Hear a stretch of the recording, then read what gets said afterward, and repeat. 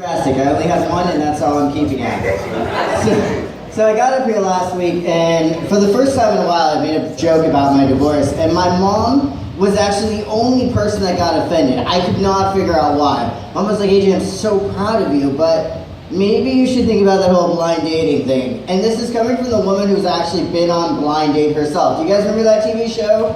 Where you went on blind date with like a random stranger that they match you up with? She ruined my entire middle school career after that because every teacher gave me an A and automatically scheduled parent-teacher conferences. So she goes on there, and eventually that guy, I don't understand what happened. Like, my mom was really cool. She's a little bit cooler than me. I wouldn't set the bar too high.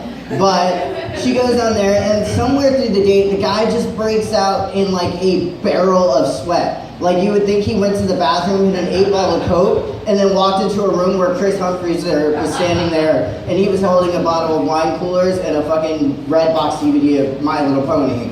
My mom was like, AJ, just be careful, blind date's a little weird, don't be that guy. So in an attempt to not be that guy, I've been trying this whole blind dating thing, and initially I started thinking about what about this whole situation is weird. Is it that the initial talking to someone, or is it, oh my god, they're going to know everything about me in a short minute? So I try to summarize what they're going to learn about me, and then I think, okay, what's some things I can talk about?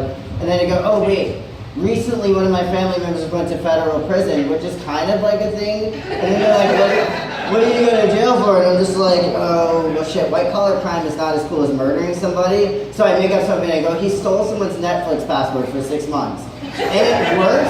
And then until I was like, well, I'm stealing their Netflix password, which, don't get me wrong, is totally great, because it's like, you think about federal prison and you think about all the stuff you see on TV. It's like, oh, well, you know, there's a possibility you could get raped, shanked, all this other stuff. Really, it's just like all of my previous relationships. It's months of wasted time with no potential end outcome.